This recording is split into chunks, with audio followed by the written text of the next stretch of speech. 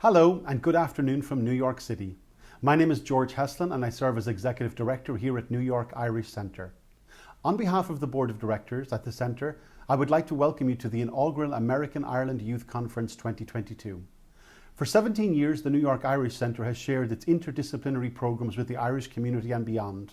And each year we welcome 20,000 guests to our centre, which is located one stop from Grand Central Station here in New York.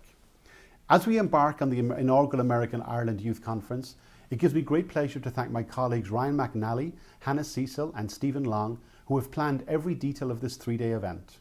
I would like to welcome and thank participants from 11 colleges and universities across Ireland and the United States. As we emerge from the pandemic, it is even more important that we continue and indeed rebuild the transatlantic conversations that exist between our two great nations. The American Ireland Youth Conference was created to inspire, connect, challenge, unite, engage the next generation of entrepreneurs, thinkers and global leaders. The topics we have chosen to discuss, gender violence, peace and global warming, are crucial, urgent matters of our time. I would like to thank our distinguished moderators, Nisha Varia, Sarah Crow and Claire Byrne, who have worked with some of the most important agencies across the globe tackling these issues daily, including Human Rights Watch, the United Nations, UNICEF, UNESCO and the Green Party Ireland. I would like to thank our media partners, irishcentral.com. We are deeply grateful for the support of the Irish Government and the Department of Foreign Affairs Emigrant Services Programme and the Northern Ireland Bureau, both of whom we thank for supporting and indeed believing in the vision and hope for this annual conference. I invite you to dive into this exhilarating three-day event. In closing, I would like to welcome Consul General of Ireland, New York, Helena Nolan.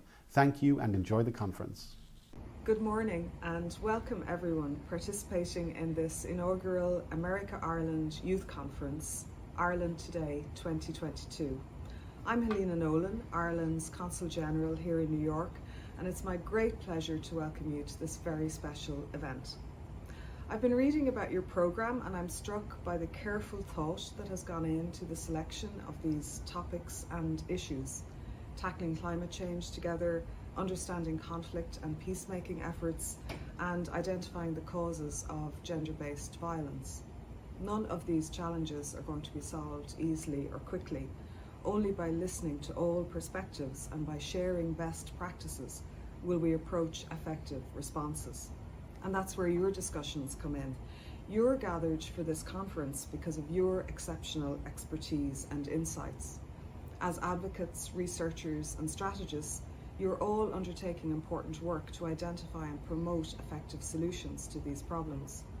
This conference offers the hope of synergy, the potential to multiply the impact of your efforts by sharing your experiences and perspectives and by learning from one another. It's also about bringing people together to make connections that will endure well beyond this conference. As our Minister Coveney wrote in his letter of support, these relationships can form the basis for lasting friendships and partnerships between Ireland and the United States for years to come. We count on you as young leaders to build on the Ireland-US partnership as it enters a new phase. That in itself is a valuable and worthy goal, and we count on you to help us to make that a reality.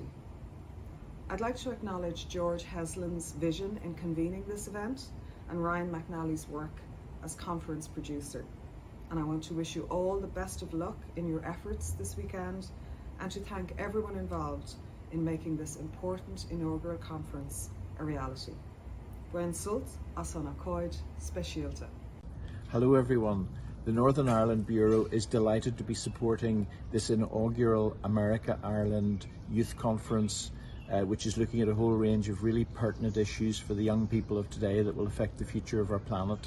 It's great that both the North and the South of Ireland are working together on this initiative with American universities, and I would like to pay tribute to George Heslin and the Irish Centre in New York for the particular effort and energy that has gone into the development of this new initiative. I wish you all very well and I look forward very much to hearing the results of your deliberations. Have a great day. Bye. As we begin the first day of our conference, today's topic is Gender Violence, a Road to Understanding. I would like to introduce today's moderator. She has worked for Human Rights Watch as an advocacy director in Women's Rights Division between 2015 and 2022, and is a researcher between 2003 and 2014. At Human Rights Watch, she conducted extensive research and advocacy to promote migrant domestic workers' rights across Asia and the Middle East. Her work has taken her to Africa, Asia, Europe, and North America included. Please welcome our moderator for day one, Ms. Nisha Varia. Hello, everyone. Welcome to day one of the America-Ireland Youth Conference. My name is Nisha Varia, and I'll be moderating this panel, which is called Gender-Based Violence, A Road to Understanding. I'd really like to give a big thanks to the organizers and sponsors of this conference for bringing us all together for this really important conversation. I'd really like to thank our amazing panelists, who I will introduce shortly, and who it's a real privilege to have this conversation with. And I'd really like to thank each one of you that has tuned in on a Friday to talk about and to learn more about gender-based violence. Your time, we know you had a lot of choices of what you could have done with this time, but you have chosen to spend this time thinking about and figuring out strategies to fight gender-based violence. So a really big thank you for helping us have this conversation. I'll start off by giving just a brief introduction of myself. My name is Nisha Varia. I've been working in the field of human rights for more than 20 years. Most of that has been pretty global. I've done a lot of work in Asia, the Middle East, Africa, as well as local communities here in the United States. Many of those years were spent with the organization Human Rights Watch. And as part of that work, I built on, when I think about gender-based violence, it is really something that is both the personal and professional. And I can think back as it may be for many of you, for all of us dealing with this issue. From experiences as a young child when I first learned of, a case of child sexual abuse in my community, to growing up as an adolescent and experiencing sexual harassment, to visiting my family in India and seeing other forms of gender-based violence that I hadn't always seen growing up in North Carolina in the United States. Every place, has its own forms. As I entered the human rights world, I worked in refugee camps where, without many of their freedoms, women and girls in particular were at much higher risk of domestic violence, of sexual violence. I've worked in areas of conflict, for example, Ethiopia, where there is a lot of sexual violence and conflict. And I worked with a team around the world that was really uncovering and helping to make more visible issues of domestic violence, the gender-based violence that often happens in relationships and in private settings, and that are sometimes hidden from the public eye. And also a great deal of work on gender-based violence in the workplace. And that's, alongside the Me Too movement, and working in particular with communities of color and immigrant communities. So over 20 years, I think I can say one of the great frustrations has been that we still see alarming, horrendous, horrifying numbers of individuals who continue to experience gender-based violence. And, there aren't any statistics that give us with any accuracy what's actually happening at a global scale. In many cases, those global figures will not count children, or they may not have, good methods for including undocumented immigrants or folks from LGBTQ communities. But, the World Health Organization does say that from those that they're able to count, that 1 in 3 women in their lifetime will experience physical or sexual violence. So this is really a global issue. It affects so many. And we know that gender-based violence is rooted in power and in inequality. Patriarchal structures use violence as a form of control. We also know that sometimes those who are marginalized are at the highest risk. And as I mentioned, that can include children, LGBTQ folks, immigrant communities, those in low-wage jobs that may not have, that fear losing that job if it means speaking up. And those who may be at greatest risk of violence may also have the greatest barriers to seeking services and justice. So this is a fairly grim picture that I'm painting, but we also know that there are incredibly strong and diverse movements in communities, at regional levels, national levels, at global levels, really fighting for gender equality and safety. And there have been so many advances and successes that we have been able to build upon over years and over decades. We have to work really hard to defend those successes, but I think there's a lot of hope in seeing the creativity, the strength, and the dedication of the movement to fight gender-based violence. And we're really fortunate today to have 4 people who are committing themselves to fighting gender-based violence and who will be able to share with us their perspectives on the work that they're doing, what they're seeing, and also strategies for change. So without further ado, I'd like to go ahead and ask all the panelists to please join us by turning on your videos. And I'll be inviting each of them to introduce themselves. And let's see. Hello, everybody. All right. So Roshan, Keenan, if you can start us off. Thanks so much, Nisha. Hi, everyone. So I'm Roisin, and I am from the north of Ireland, County Armagh in particular. And I'm also a student here at Queen's University Belfast, which is the capital of the north part of Ireland. I'm studying an undergraduate degree in history and international relations, which is international politics. But I'm also the president, or the newly elected president, for the Feminist and Equality Society here at Queen's, and also the campaigns and events officer for the Politics Society. And so I've been really getting involved with the campaign and on that end, which I'll get into further in the panel, hopefully. But I am the only panelist here today from the island of Ireland, so I'll be speaking specifically to that. As Nisha, you touched on, cultural background is so important to how different countries are impacted by gender-based violence and how they cope with it, and strategies for removing it, hopefully. And that's really important when looking at Ireland. We have a really deeply ingrained patriarchal structure, unfortunately, and that comes from a variety of factors, which again I'll touch on later, but we are hopefully working to remove that. As I said, I'm a university student, so again there's that perspective of a young woman at university that I'll be touching on. Unfortunately, again at university, sexual violence rates in particular spike through the roof. And it's an epidemic, so it is currently in the north of Ireland, with different means of spiking young women, is really, it's impacting everyone at the moment. But just general facts about me: I've been a feminist since I was born, but I only really had the word since I was probably about 8 years old. I was given a book, I think it was by Sandy Toskvig, it's called Girls Are Best, and ever since then I haven't been able to be made to shut up about it, which I'm sure the rest of us are the same. And I don't plan on ever shutting up about it, and I hope no one else will as well.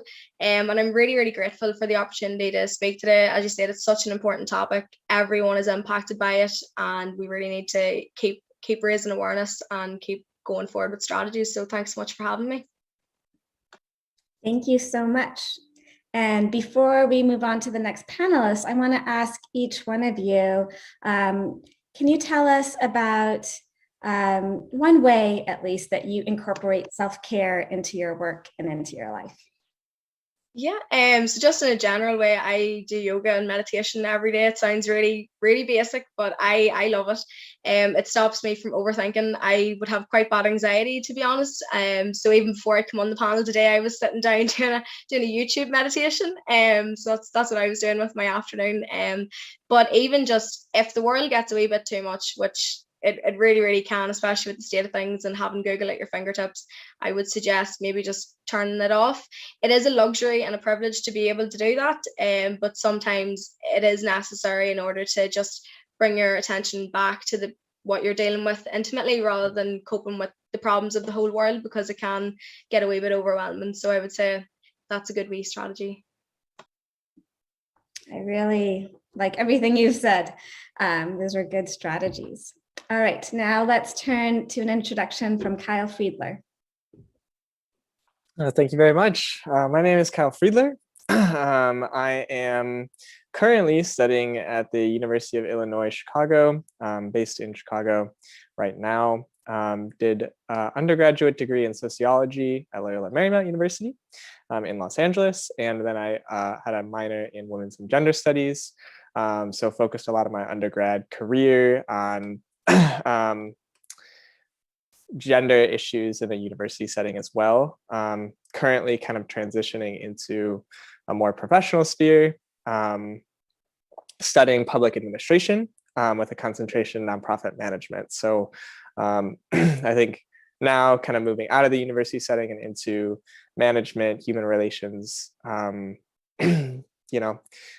just different problems that we're facing, but still important ones nonetheless. And really excited to be here. So wanted to thank everyone for having me, and excited to kind of talk more about this stuff with you all. Thank you. And excited to have you. And could you share one self-care strategy?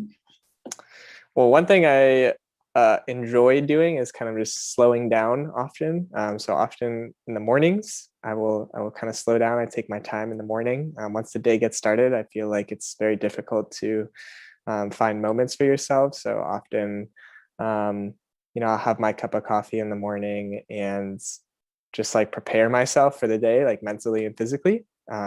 So which is hard to do. Like sometimes that involves waking up earlier. But that's a big thing that I take part in, is kind of that effort of slowing down. Thank you for sharing that. All right, now I'll turn over to Raven Hodges. Howdy, my name is Raven Hodges. My pronouns are he, they. I'm based out of Montgomery, Alabama. I am a research analyst at the Southern Poverty Law Center out of the Intelligence Project, and I am tasked with monitoring and tracking the anti-LGBT movement. The Intelligence Project is a program of SPLC, and we are dedicated to publishing an annual census called The Year in Hate each year that covers the domestic hate and extremism here in the US and the different movements that entails. If you've heard of our hate map, if you've heard of the hate map, that's us. And we also have an anti-government map that we produce as well yearly. We run a hate watch blog, which if you've heard of the Stephen Miller, press hits and stuff like that, we helped turn out that stuff, as well as a podcast called Sounds Like Hate. I've been very interested in of course, like LGBTQ rights and feminism for a very long time. I was co-coordinator at my college of the Women's Center when I was in college. And, I pushed, and I was at a Methodist college. I pushed for a GSA, which in my time, it didn't happen. But after I graduated, it did happen. I then moved on, of course, to work at the Southern Poverty Law Center. And I've been covering hate and extremism come next month for about 7 years.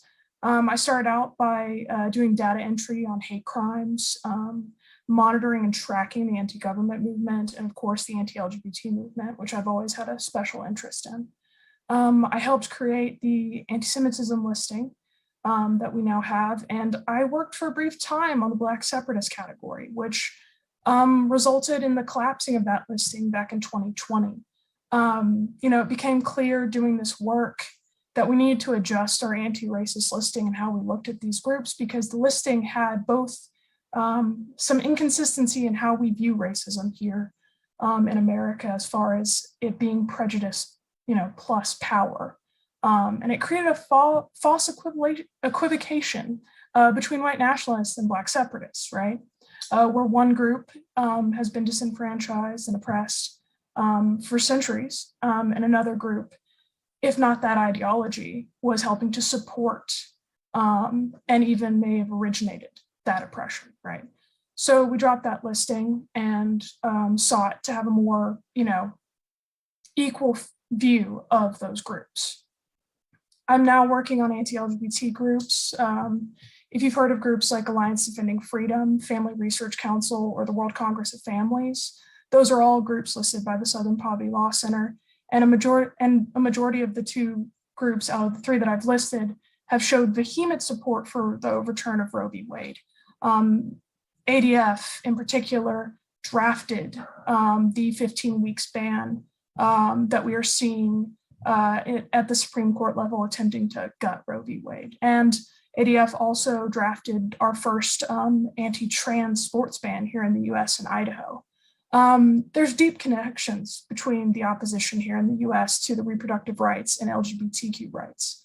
I hope to bring my knowledge of the anti-LGBTQ movement to this discussion, and I hope that we can both examine, gender-based violence on a personal level and also on a more, high level as far as the ideologies and the groups behind it that are, working very hard to limit reproductive rights and equity for the LGBTQ community.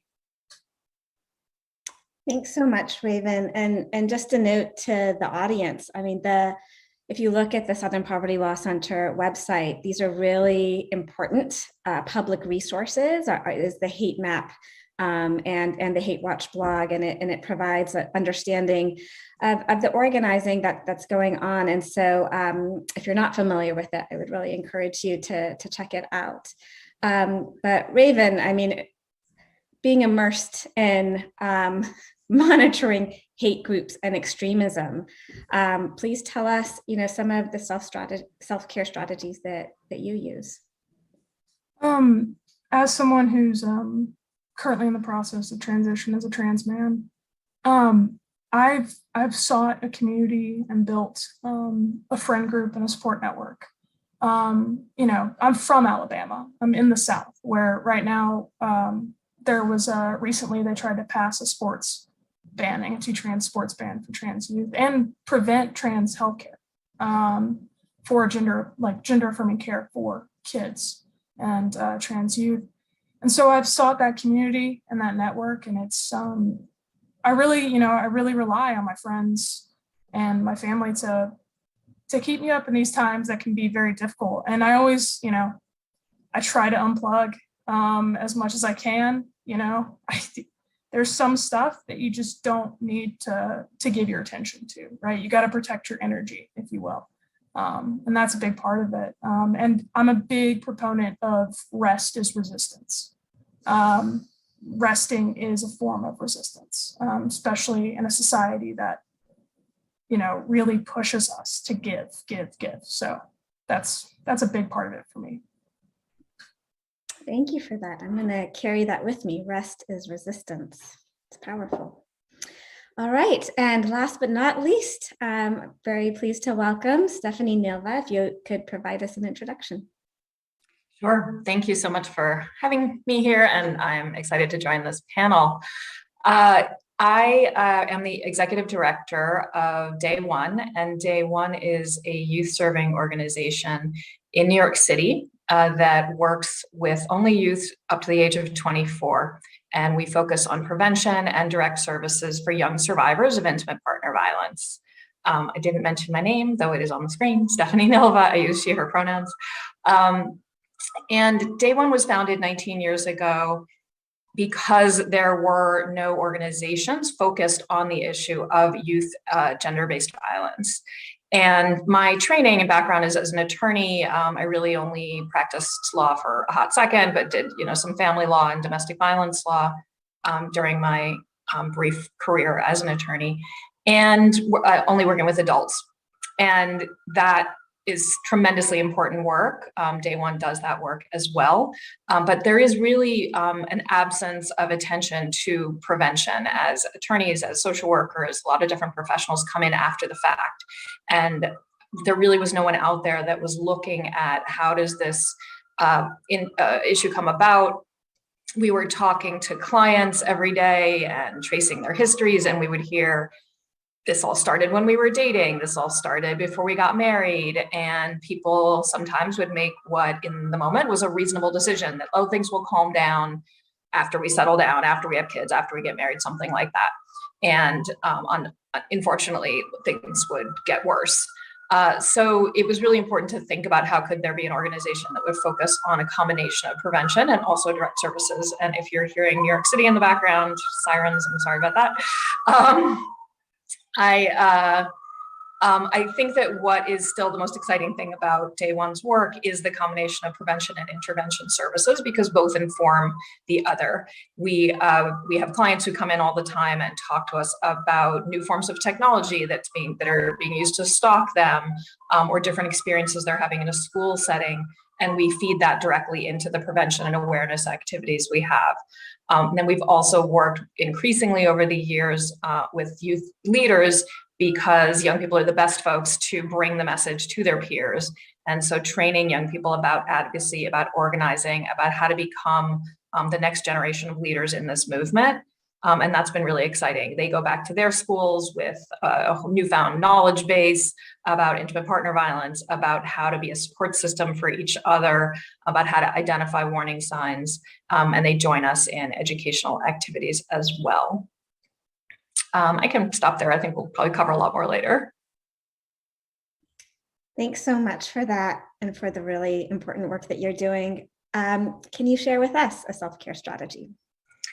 Sure. So I definitely utilize many of the things that other folks touched on already. So in order to bring something new to the table, not saying I'm proud of my phone addiction, but cat videos, really great, relaxing form of diversion for me.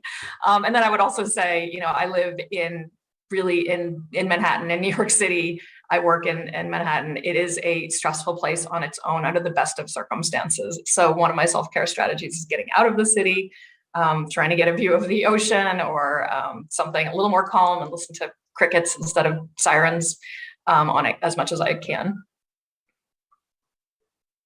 Thanks for that. And so to all of you who have tuned in to join us today, I encourage you to think about your self-care strategies and to have that as something that's integrated into your work, and especially as you engage with issues like gender-based violence. And I would also like to take this moment to invite you to write in questions that you have for the panelists at any time. We will, if we get some questions in, we will be reserving time at the end for Q&A. So please send us your questions and thoughts, and we'll incorporate that. So I'm now going to ask the same question, and we'll go around to our panelists one more time. And I would like you to start off with just providing us with an illustrative example, or perhaps some statistics that highlight a dimension of gender-based violence that you are coming across in your activities and work. And so again, we'll start with Roshan. Yeah, thank you. I think what's important is I'm going to give a wee bit of background first, just to how we're coming across gender-based violence in Ireland, and a wee bit to that cultural backdrop, because it makes a lot of sense then when you look at the statistics as to what's going on now.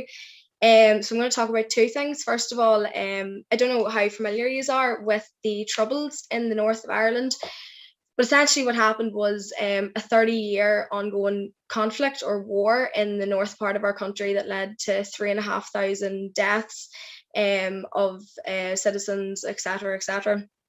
And what happened here was a really high level of normalized violence on a day-to-day basis, usually perpetrated by men onto other men or men onto other women. And also it was men who were they were leading the way essentially in the most part. So you had a hierarchical structure where men were at the top, and then you also had this normalization of violence on a day-to-day basis, again, for all the citizens. And there's a really interesting quote by The Guardian, an article, and it called the North of Ireland during this time period, which only ended in the 90s, by the way, an armed patriarchy. So what you had was then on a day-to-day basis in daily life, people had this higher acceptance of violence, and then this in turn leads to more examples of domestic violence in the home, and particularly PTSD for a lot of men as well. And that in turn, you know, if things are bad for men, usually in a society things are worse for women. We bear the brunt of a lot of conflict, and that really manifested itself in the home as well. On top of that, then I'm trying to speed through a history lesson here, so I'm trying to give the basis of it really quickly.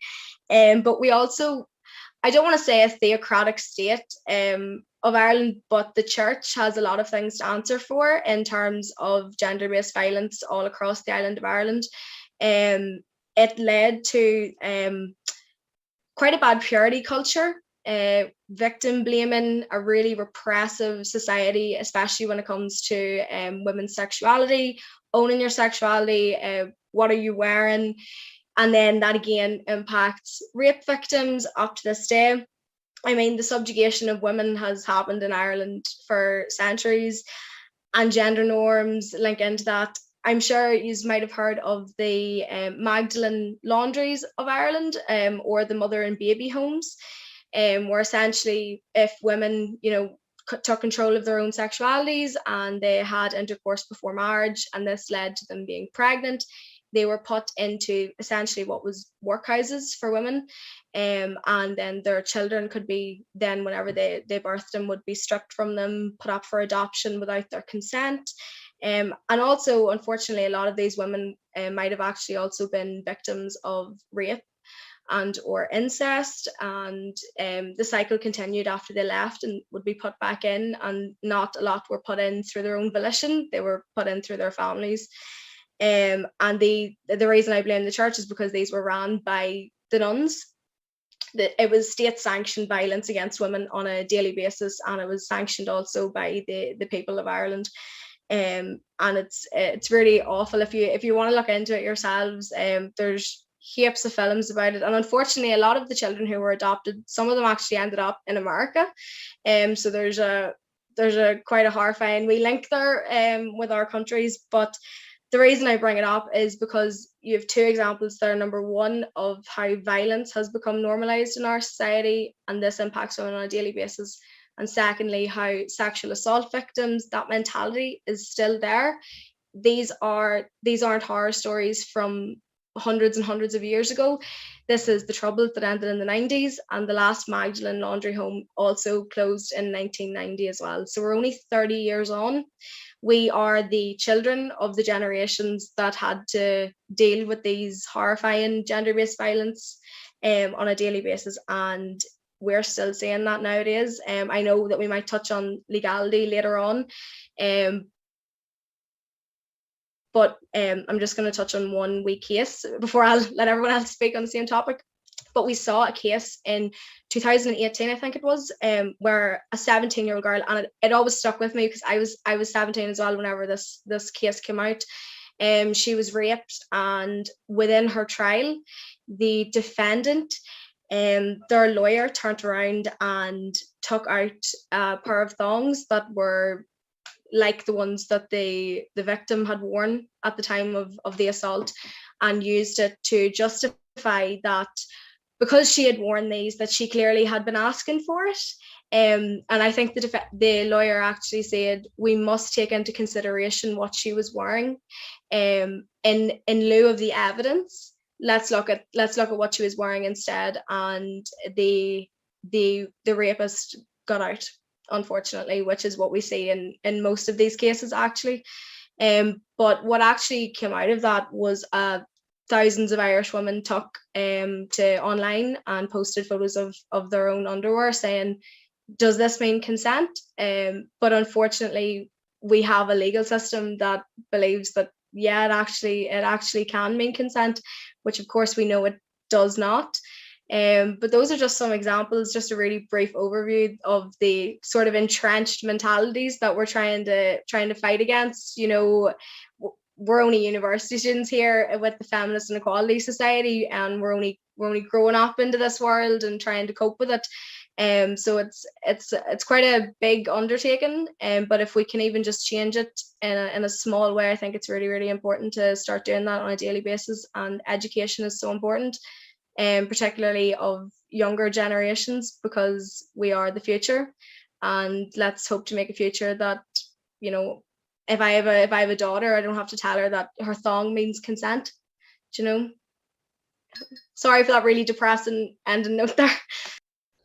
Thank you for these thoughts and these reflections. And I think you touched upon some themes that we often, see in a lot of places, conflict, post-conflict societies, the normalization of violence, impacts of mental health, a purity culture, the impacts of purity cultures, state-sanctioned violence, what role does the state have? And though that was it's an outrageous case, but also the popular mobilization that happened and people joining together to protest, which is also a really important piece. All right, so Kyle, turning to you for an illustrative example that highlights a dimension of gender-based violence. So I know we're going to be talking a little bit about violence on campuses later. So I just wanted to throw out the kind of underlying statistic of sexual assault rates on campuses. I know, like Nisha, you were talking about earlier how statistics don't often do justice exactly how prevalent violence ends up happening. But like kind of like the current kind of go-to figure in the US at least is that 1 in 4 women will be sexually assaulted during a 4-year university experience. So wanted to kind of open with that to kind of prime our discussion for later as well. And also kind of build on Rasheen's point of view and say that obviously there is something that is normalizing this violence happening in the United States as well. And there are other similar examples of, high level court cases where men don't, where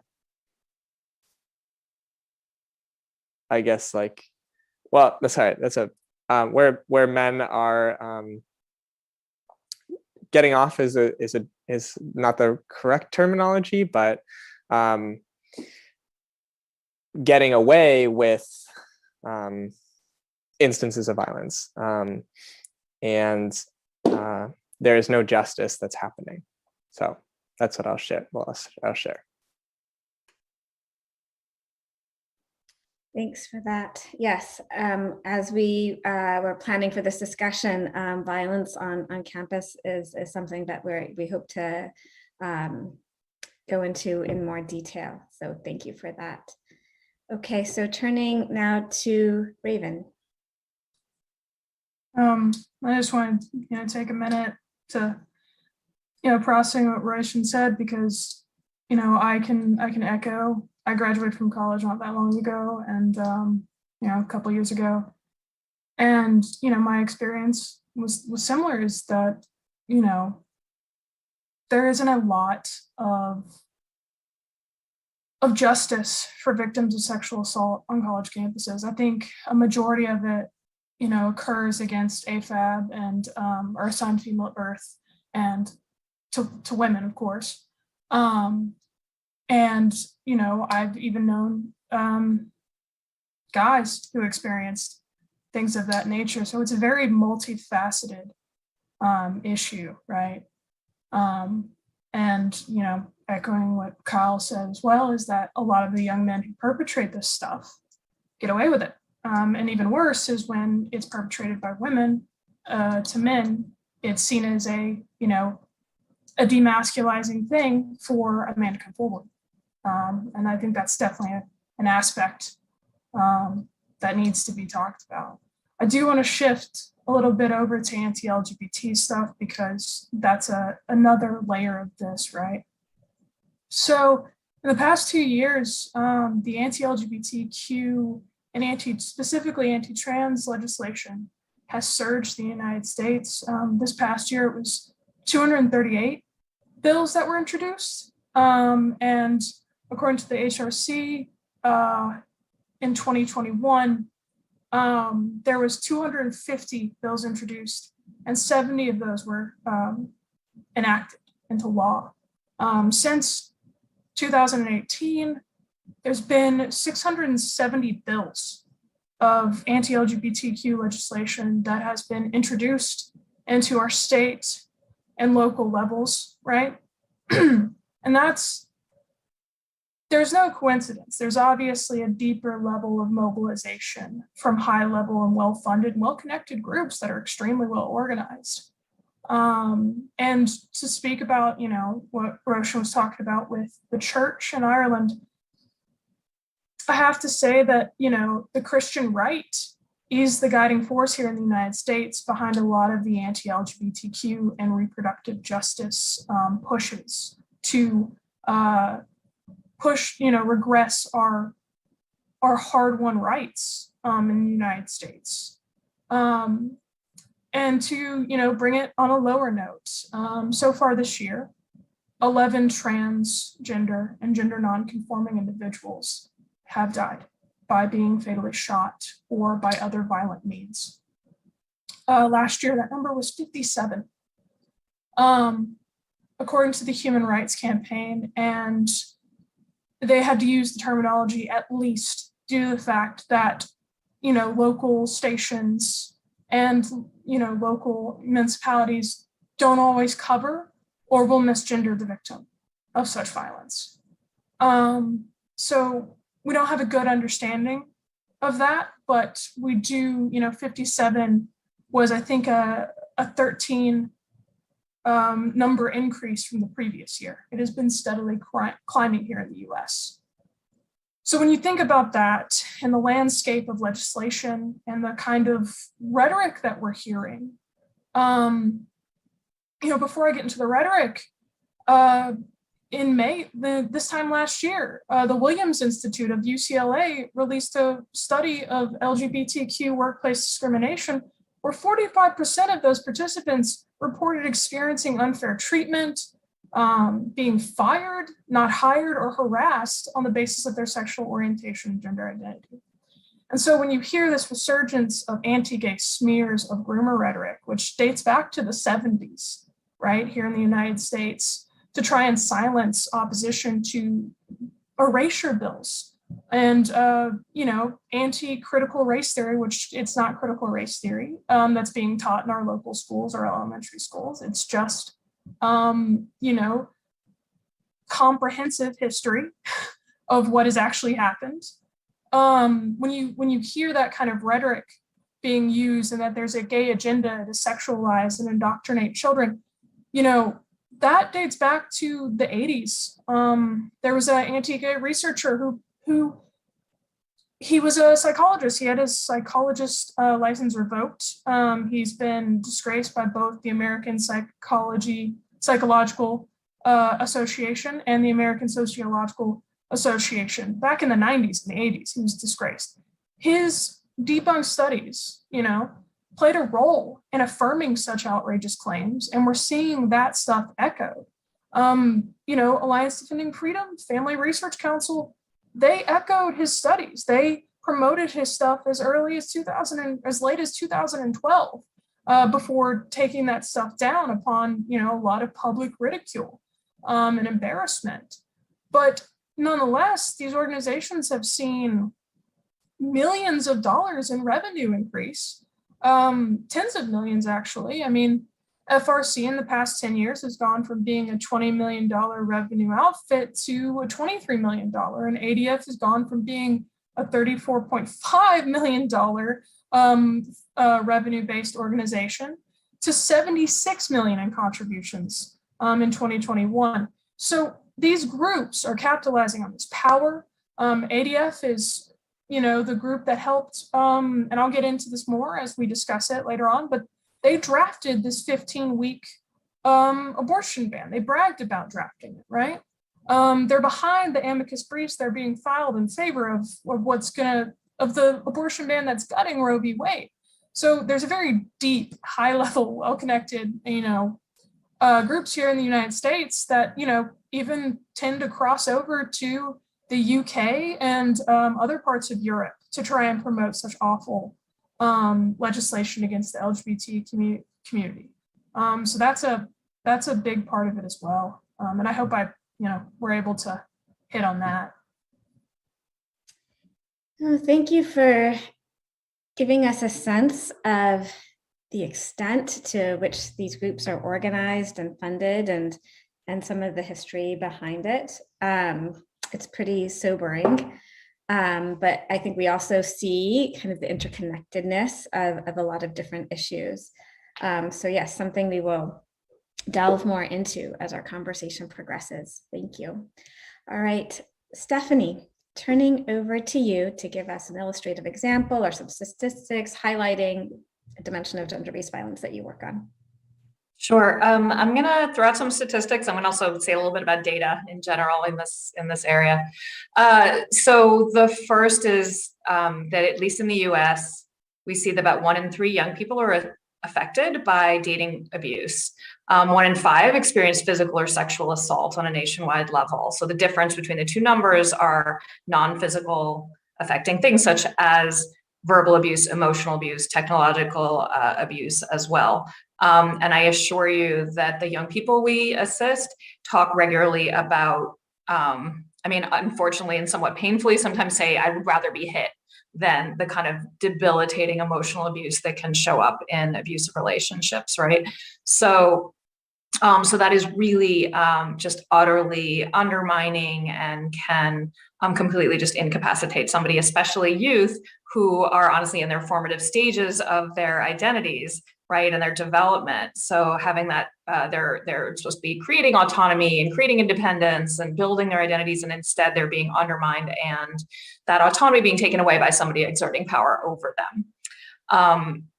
In New York, actually around the country, there is a biannual youth risk behavior survey that is instituted in schools and asks about, do you know somebody who carried a gun to school, et cetera, et cetera. And it covers a couple questions about dating violence.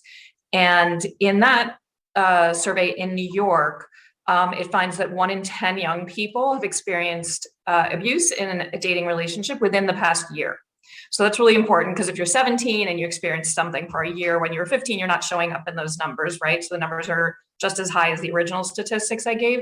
And furthermore, as a friend of mine at the Department of Health kind of pointed out for me, that only measures who's in school on that day, right? So you get a lot of runaway, homeless youth transitioning in some sort of foster care, things like that, who are probably more likely to be LGBTQ often, who might run away from home or be excluded from their homes and so on. So you see a lot of marginalized populations and populations that are more likely exposed to violence that aren't even showing up in that data.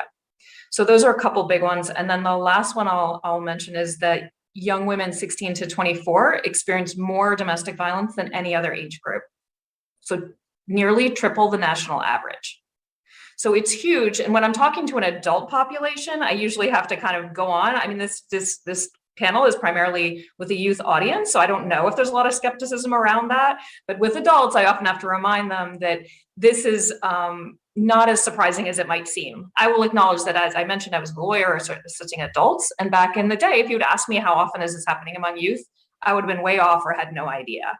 But it really does make sense if you think about it when young people are in their first relationships, maybe absorbing the models they see around them, could be in media, could be in their homes, could be on Netflix, could be anywhere, their neighborhoods. And some of those models are not great models. They go to their friends for assistance. So they don't necessarily have a lot of information or accurate information or resources. So they're much more likely to kind of normalize the behavior, especially when an abusive partner who they have affection for, they've built that affection over the course of the relationship, is saying to them, this is your fault. You're to blame for this situation, and kind of doing all that undermining that will cause them to second guess themselves as opposed to the circumstances they're in. And I'll just conclude saying a little bit about data, which is there is nowhere near enough data about young people. There is just very few studies. The stuff I'm citing is 10, 15, 20 years old sometimes. And then, many of the studies show, for instance, LGBT violence is about LGB violence is about the same. Violence against trans individuals is definitely the off the charts highest experience of intimate partner violence. But I don't even like using these numbers because they're so, they're often studies done of adults. They don't look closely at young people. Young people are probably harder to track, and there's just not a lot of yet interest in this age group. Even the language, dating violence, dating abuse has only, I started this organization 19 years ago and nobody was using language like that. And it wasn't until at least 10 years after that you started seeing more regular terminology like that. So there's just nowhere near enough data to measure this accurately. Thanks for sharing this information with us, Stephanie. And really highlighting the lack of data, and the data that there is really alarming and showing the heightened risk, of this age group. And data is so important in helping us to marshal resources and to, really understand the problem in a way that it can be effectively tackled. So thank you for that. Okay, so now, again, I want to remind those of you in the audience to, as we're going along in this conversation, to keep on sending your questions in. Is there an aspect of gender-based violence, which aspect might concern you the most? Is there something you'd like to hear more about? Just send those questions in. And, we began talking about violence in university settings and on campus.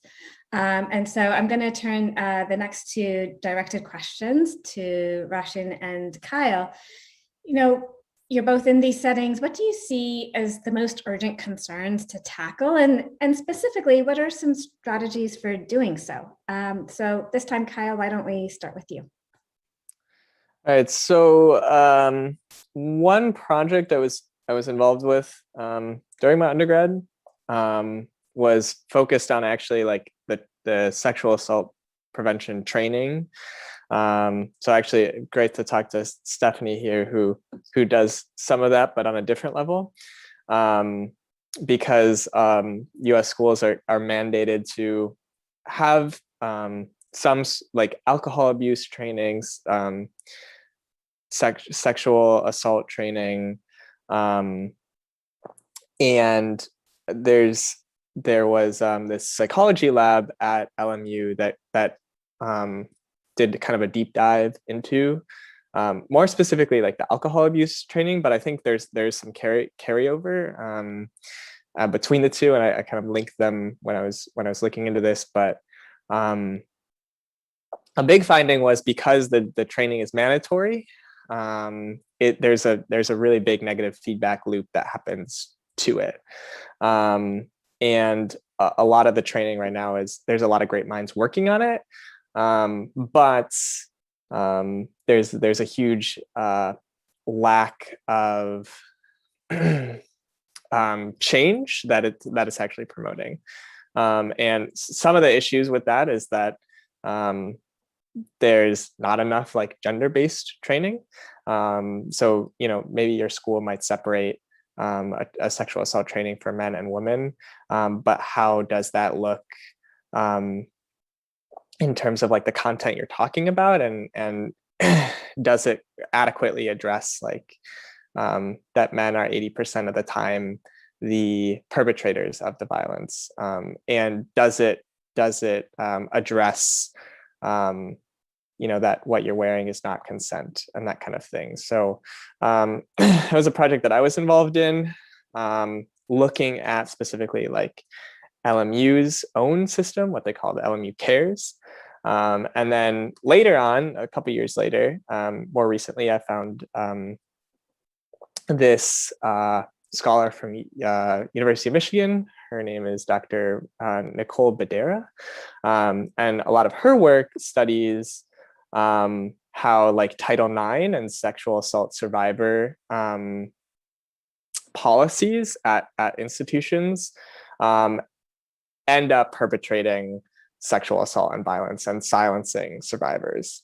So that's really like a central, I think, issue that happens in a university setting specifically is even the resources that are there to help people end up failing them and silencing them. So that's a lot of what I've been thinking about in terms of like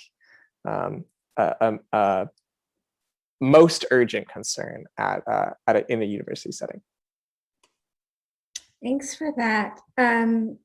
We actually just got in a question about whether Irish universities have Title IX or something similar. So Kyle, I'd like to actually ask you to just follow up on that last point that you made where you said, and maybe if you could just, brief description of what Title IX is for those who might not know, but maybe an example of how you think sometimes it's also still oppressing or not creating the space that it needs to.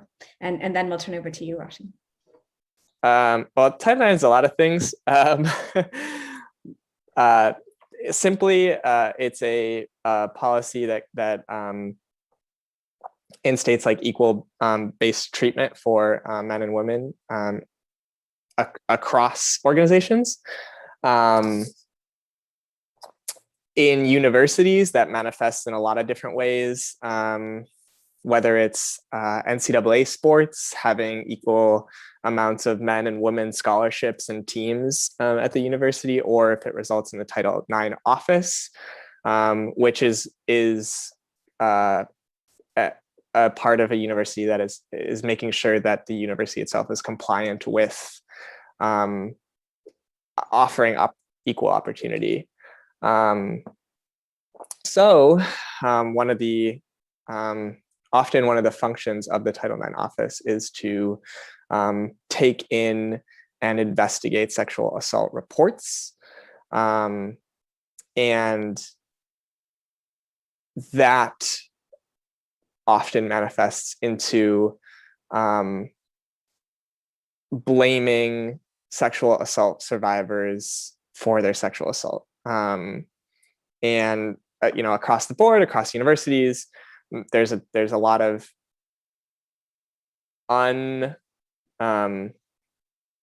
unreported sexual assaults that happen, but also reported sexual assaults that don't end up in any action either by the part of the university or by the individuals that are committing sexual assault. So that's kind of where I was going with the end of what I was talking about there. Yeah, how to ensure there's enough support and outcomes for sexual assault survivors who come forward. Thanks for that, Kyle. So Roshan, turning it over to you, about what you see some of those most urgent concerns on campus, and if you are able to comment on whether there's something similar to Title IX in Irish universities. Yeah, it wouldn't be a similar, very similar structure as Title IX to what we have in universities. We do have our own, laws and legal systems to prevent assault and to promote equal treatment, but it wouldn't be with the same wording or the same setup. In fact, we are lacking quite a good bit in terms of what we should have enshrined in law. For example, just even in terms of equal treatment, if we kind of take a wee segue just really quickly, the trade union for our professors, they have been striking throughout the year because, well, there's for a lot of reasons, but one of the reasons is that women have not been getting paid the same at our university in certain examples. So we have a lot of discrimination going on, which is not really dealt with in the way it should be, which is probably the same in America, do you know what I mean? But we wouldn't have, a very specific university-based law, which I think we really need to have. And it's something that we might be able to look into. But in terms of just looking at universities, I think it's so important to look at what's happening within university. It is a fishbowl of society. We're told that we're the future of our generations. And if you look at the rates of sexual assault, as Kyle has suggested, they're through the roof. it's a very, very worrying and harrowing thing if this is the future of our society, that we're continuing down this path. But at the same token, there's a cause and effect. Because of this happening at universities, you have a lot of not just young women, but young men as well, and non-binary people's coming out and saying this needs to stop. We have a lot of people getting more comfortable with activism, calling themselves feminists, joining the Feminist and Equality Society and saying, we're going to actually take action towards this. Speaking specifically to the FemSoc, the Feminist and Equality Society, but we call it the FemSoc just so you know what I'm talking about, and I'm not just saying some random Irish word, okay? The FemSoc is, we actually got our students' union to declare gender-based violence an emergency within our university, and we did that just the last few months. Our students' union have been undergoing certain things in terms of gender-based violence, but in my personal opinion, nowhere near the level that it needs to be. And I've told them this to their face, and I'll tell them it again for the next year that I'm the president of the FemSoc. There's a lot more that needs to be done. Over the past year, our outgoing president and our campaigns officer have been doing a lot of work in terms of gender-based violence on campus. For example, just even educating the different forms of it. So domestic violence between intimate partner thing on campus is actually something that really needs to look into. So I'm glad that Stephanie brought up the data.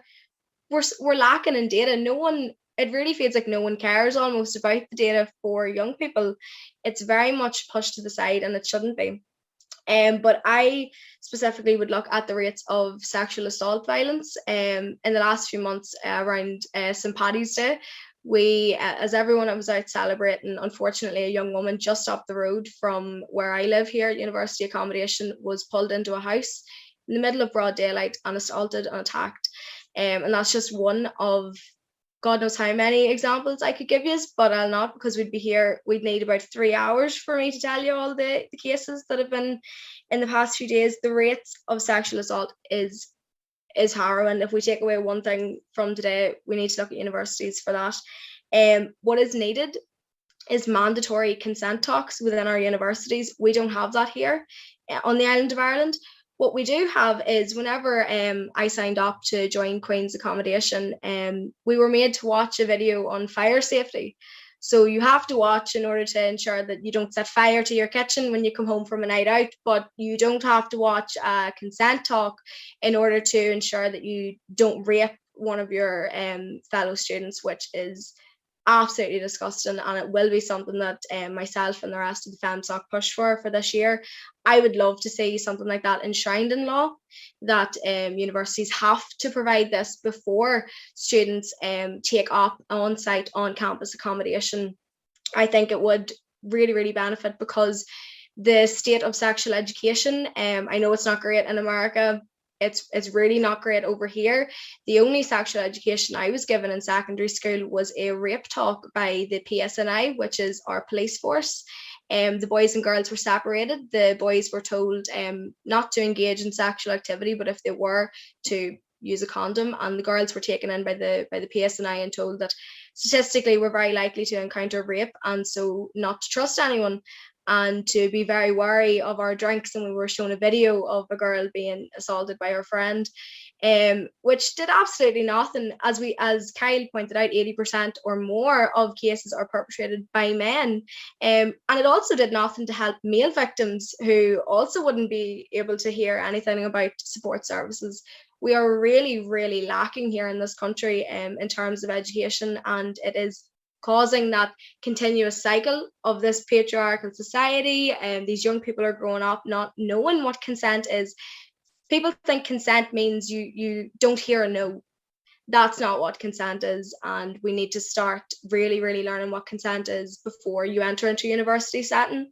Because as I'll touch on later, the Istanbul Convention, which is the Council of Europe's treaty to prevent violence against women, it has 4 pillars. One of them is prosecution, which is all well and good, but that is after the fact. That is after someone has been assaulted, someone has went through atrocious trauma, which will go with them for the rest of their lives. And it very well never happens that justice is ever gotten. We really need to focus on that first pillar, which is prevention. It's the key pillar, and our universities are really letting us down in terms, and our schools as well, before we even hit the campus. And that's where we really need to start focusing, because if this is the future, it's not it. I saw a quote, and it said, I don't want my children to inherit a world in which they have less rights to their body than I have. And I think that's really, really pertinent. And that's what we try to do at the FemSoc. We are trying to forge a way, trying to make sure that other people don't go through gender-based violence at our university, which is a fantastic university in other regards, but it's not great to know that fire safety is being put before don't rape. But also, I'll just really quickly, because I know I keep talking forever, but spiking rates here have really badly increased over the past year, and different ways of spiking. I don't know if you tune into Irish news, but there's different forms of spiking coming out now. So I'm sure we all know of cover your drink on a night out, etc. But injections, being spiked by a needle, has became the new way to spike here in the north of Ireland, and it has led to really impacting the mental health actually of a lot of our young women, in particular at universities, not knowing if you go to a club or a night out, you can get quite close up to someone without realizing, and it's quite a fear that you would be impacted by a needle. We've had a lot of people, concerned about that. My own friends, not wanting to go for nights out, because you can watch your drink, but you can't watch your entire body when you're on a night out, and you shouldn't have to. But unfortunately, that's the state of the world. So spiking is something that we really need to look at, particularly within our student union bars. It's very, very simple to give bar and bouncer training. We have a lot of young girls who are spiked or are intoxicated and are taken out of the club, out of the pub, and separated from their friends, which is just extremely unsafe to leave an intoxicated woman, man, whoever, non-binary person, anyone on the street to the side of the place. It's very, very unsafe. So we need proper training for bar staff, and that can be done again through universities. It's very simple solutions, and it's really unfortunate that it hasn't been done before now. But hopefully, as I said, over the next year, that at least some of it can be fought for. Thanks for that. And, really highlighting prevention and some specific strategies, for prevention, talking about consent trainings, giving it the priority, alongside things like fire safety. And, just to the audience, like it's so interesting as we were preparing for this panel and having a conversation among ourselves, like many of us remembered like the consent training that, if we had access to it, that we were given during our university years. It can be something that's really influential in kind of shifting a view.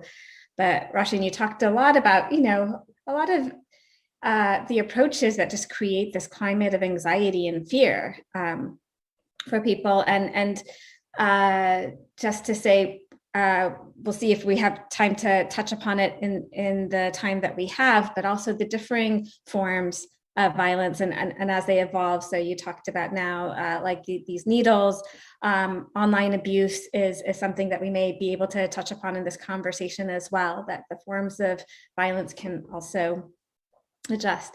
So I want to just reach out again to all of you who are tuning in. And if any of you can cite a program that has been effective on your campus, or a strategy that you thought worked well, or one that you are advocating for, write those in, and maybe we can share some of those at the end of the conversation as well. It's always great to just circulate ideas and share strategies. So I invite you to do that. And I want to just take a moment to address a few of the questions that came in. And I think a few of them are related, so I'll just kind of combine them. But one was, where do non-binary and gender fluid people fall in terms of the conversations we have regarding violence against men and women? And another person wrote in saying, I know men, both cis and trans, can face relationship abuse like anyone else. Is this also a part of gender-based violence? So I would just open it up to any of you who might want to respond to that. I can certainly comment for a moment that one of the things that's always been a priority for Day One is to deliver our prevention, our materials, our content, wherever it appears, in an inclusive way, and to not, we've seen so many references in the conversation we've had so far with this dividing of male and female identified people. And it's so problematic, particularly because it seems to be done in order to say, you're going to be harmed and you're going to do the harming, and there's nothing in between, and there's no terrible in 1,000 ways. So to think about how we bring young people together, we talk to young people in a single room, and talk about that anyone can be a perpetrator of harm, anybody can experience harm, that relationships look all kind of ways, and that you're not alienating the people in the room. I mean, just using how you use pronouns in your materials, how you talk in a classroom, how we train adults so that they're equipped to handle disclosures of harm, and that they're not looking at what they perceive to be a female identified person and saying, what did your boyfriend do? And making assumptions about who somebody's partner is, making assumptions about their gender to begin with, and then making assumptions about their orientation or who might have harmed them. So there's so much damage that can be done if we are not open to the idea that gender is fluid and that relationships are complex and show up looking different than we might expect, or than tradition or history or convention has informed us. And do you mind if I add something? So obviously I'm a trans guy with he, they pronouns, right? So obviously, I've been non-binary for, realized I was non-binary because a big part of this, I think, is that a lot of the same groups I highlighted earlier are also the same groups that want to silence and erase any discussion of gender divergence, any discussion of people who don't quite identify as male or female. And they do that by saying it's sexualizing to discuss your gender, even though gender and sex are completely different. There are members of the LGBTQ community, asexual, the IA, intersex and asexual people, who obviously intersex people don't fit neatly in the binary because, of birth, of a difference in how they were born, right?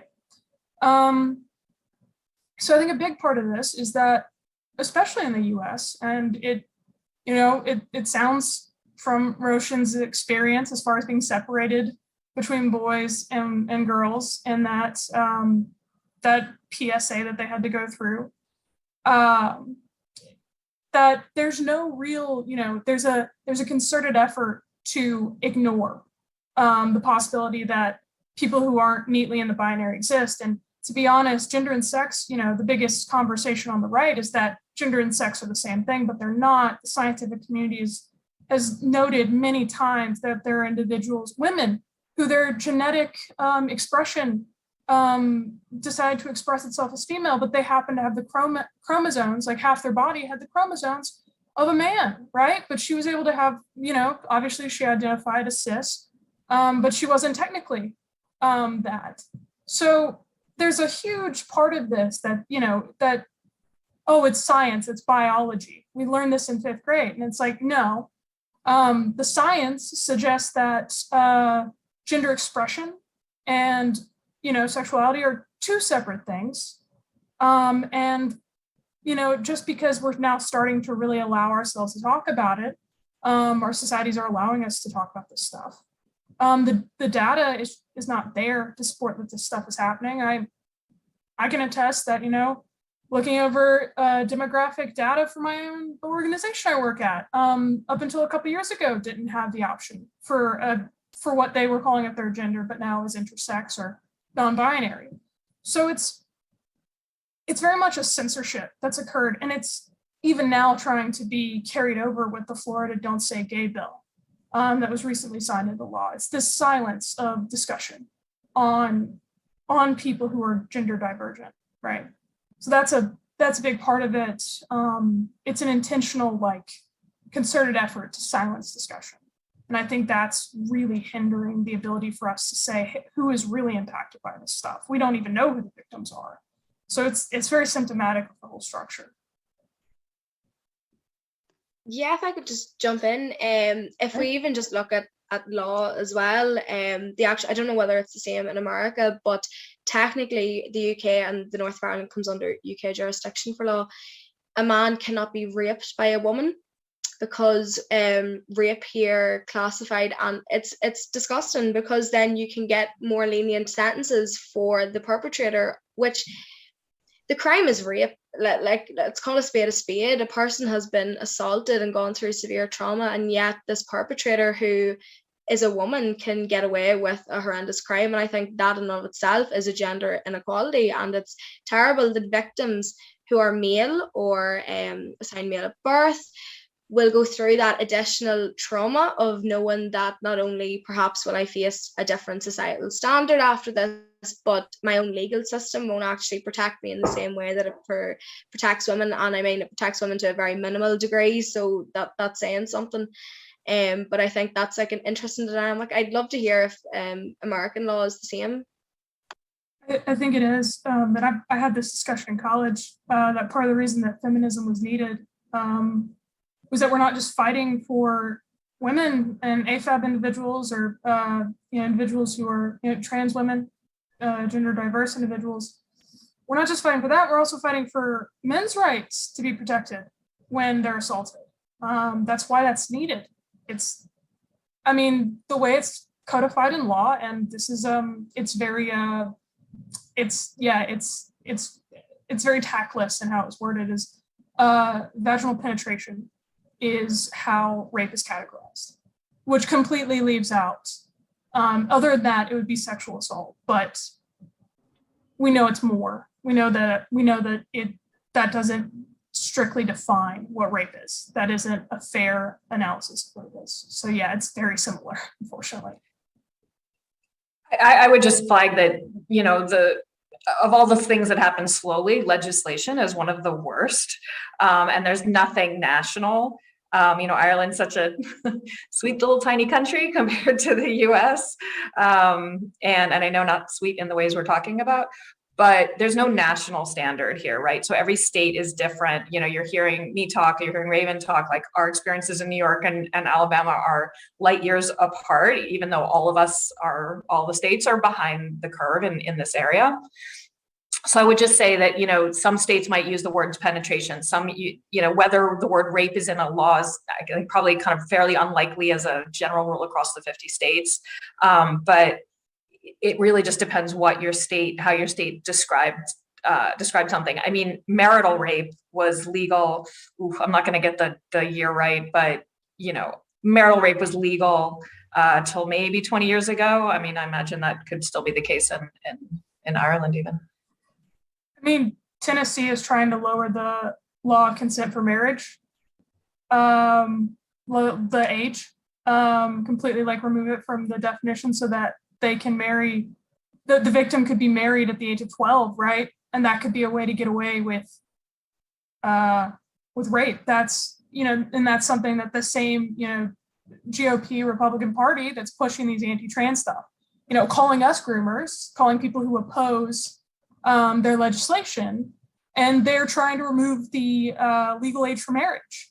So that kind of gives you a really it's they want to perpetrate the LGBTQ community as predators and stuff, but they don't take a look at their own party that's pushing these type of egregious, it really opens up the ability for grooming to actually happen, and not whatever they think is happening, by educating people on who they on being able to give children the ability to see representation of who they are. I mean, I grew up not seeing any representation of who I was, right? I'm 28 and I'm just now being able to pursue transition, right?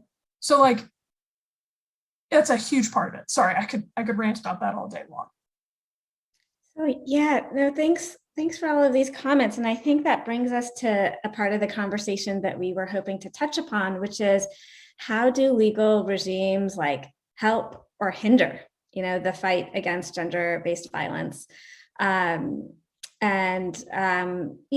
to focus the conversation on the experience of youth as well as LGBTQ folks, which we've already started to do. And so does anybody want to jump in first, or?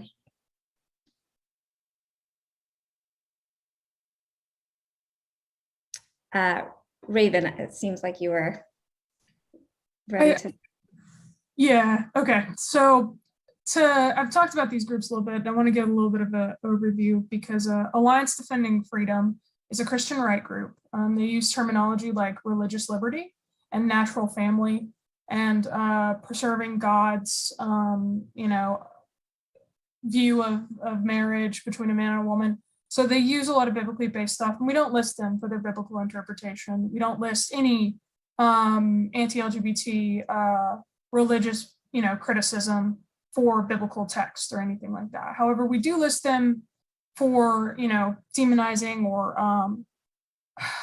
pseudoscience based, which is basically, false studies that have been debunked and lack peer review that are widely accepted by these groups and promoted, right? As it's a form of disinformation to sort of support their beliefs and their outrageous claims. But this group in particular has supported the recriminalization of consensual sex between same-sex individuals. They've also pushed to defend state-sanctioned sterilization of trans people abroad. They've contended that LGBTQ people are more likely to engage in pedophilia, even though there's there's evidence to the contrary. They've claimed that the homosexual agenda will destroy Christianity and pedophilia. And so this group is very powerful and well-connected. They bragged in a conference back in 2018, and this was a story put out by Right Wing Watch, who does a lot of great work, covering some of this stuff, that their model language was adopted in the 15-week ban that's going to the Supreme Court. They also have used that court case to fundraise and say that they're helping to provide a redemption or a generational win for the Christian vision of America that they have. So these groups are very well connected, and Family Research Council also, they're basically one of the well-funded sort of lobbyist groups in Washington, D.C. They've pushed against don't ask, don't tell policies. They fight anti-bullying policies. They actively fight any preventative measures of bullying of LGBTQ kids. They fight this stuff under the guise of religious liberty, right? So they're very powerful. They're both sort of legal oriented. ADF is a sort of like a federation of lawyers across the United States. They have allied attorneys. They have a Blackstone Fellowship, which, fun fact, Justice Amy Coney Barrett, and this was reported, when she was up for nomination, was paid 5 times to speak to their Blackstone Fellowship. And they're the ones who have drafted this bill that she is deliberating on. So it's very clear that there's quite a big push, a well thought out strategy and placed through the Trump administration of federal judges and appointments to overturn LGBTQ rights. I mean, if obviously the overturn of Roe v. Wade is terrible, but the same groups that are pushing to get rid of Roe v. Wade are the very same groups that want to overturn marriage equality, want to restrict gender-affirming care for trans youth, and even in some cases for trans adults. They want to make it to the age of 25 before you can decide whether or not you can transition. You can sign up and you can enlist and go to war in our country at the age of 18. But in Alabama, they want to prevent youth to the age of 19 from being able to transition or even receive gender affirming care, which is not what is categorized as surgeries or irreversible chemicals, but often social transition, which is just a haircut and a change of clothes and a request for people to show common decency and respect pronouns. So there's a concerted push. There's a very deep connected organizational push. These groups are well-funded and they're organized and they're strategizing. And seeing the end game of a very long game that's been in place for a long time. So that's, what I'm seeing in that legal regime.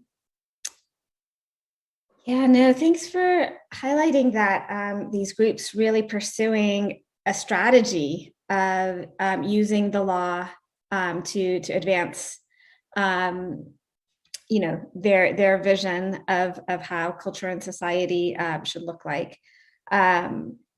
So I guess I would ask the rest of you, are there examples of pieces of law that you really want to protect? What has, Stephanie, in your work, was there a legal reform that made a big difference in the work that you were doing at some point?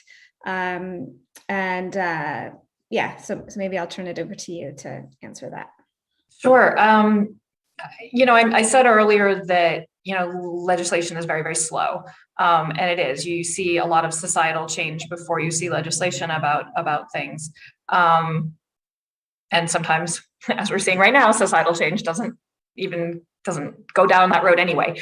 But, there's even when I was trained as an attorney and practiced briefly, I didn't really understand legislation. It's a real revelation, like how legislation is created. It is not typically created by lawyers. Sometimes it's just a bunch of people and they want to change something and they come up with a bunch of language and it's a disaster because like the idea that you have is can get really caught up depending on like what language is used when you create a law. So, and that's why you see a situation where in every state, not every state, but like in most of the states, you even have different courts, right? Some courts are called a domestic relations court.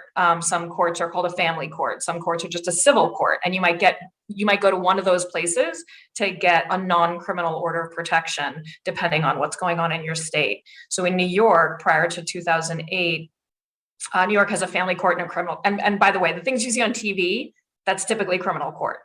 And what that means is typically the state against a perpetrator of a crime, right? Things that the state has decided are crimes. Civil courts, family courts, domestic relations courts, domestic violence courts, if you have that, sometimes that happens, are people. You can have a criminal case, right? The state has said this is a crime and brings a case against a perpetrator. The civil court, it doesn't create the immediate risk of incarceration or criminal punishment, but it says, I want a protective order against this other person. So it's me against someone else. So that's how civil courts work, and New York's family court. So prior to 2008 in New York State, the only way a young person in a dating relationship could get an order of protection would be to go through the criminal system. And they had to, in order to get into family court, again, the only other alternative was, the only alternative for that sort of thing was available if you were related, legally related. And that meant by blood, marriage, or sharing a child in common. So New York actually at the time was the only state out of 50 that didn't allow people who were cohabitants to get civil orders of protection. And again, the difference between these systems is many people don't want to involve police. Many people don't want to go through the criminal justice system. They just I want the violence to stop. I want a protective order. So they want the civil option where they control the decision. On the criminal side, the state is like, we're going to bring the case. We're not going to bring the case. We're going to drop the case, et cetera. You don't have any control as the person who experienced the harm on the criminal side. So, there was a lot of advocacy, primarily from the LGBTQ community, saying we also want access to family court. We want access to civil orders of protection. And Day One got involved in some of that advocacy too. And a lot of different organizations, as attention grew and awareness around domestic violence grew, around also grew around the different ages experiencing this and the very massive data, the massive data point I was mentioning earlier about young people experiencing more abuse than any other age group. And so finally in 2008, the law changed to add another legal category to the family court side, which was being involved in an intimate relationship. And so that is now a new way that people in dating relationships, people living together, can get civil urge protection. But when you look across the country, there's language in some states that say an adult shall file blah, blah, blah, or against an adult. So all of a sudden you've excluded minors, you've excluded people under 18. New York's law doesn't say that. It's based on the relationship, not the identity of the people, right? You could also see other kind of, again, identity-based language used depending on what state it is or what their goals are, to restrict who has access to different types of relief. So those are some of the fun ways that you can step over a state line and have an entirely different experience. And the last thing I would say about the law, and especially the law working slowly, is around technology, right? So I mean, adults don't understand the technology that young people are using. So I assure you that police, courts, legislators have no idea what's going on. We go into courts regularly and are asking to protect somebody based on posts on certain platforms, and the judges are mystified. They are, of course, generally older. They aren't using these platforms. They're certainly not using the platforms and the apps that came out weeks ago, months ago. So, this is a very rapidly changing area.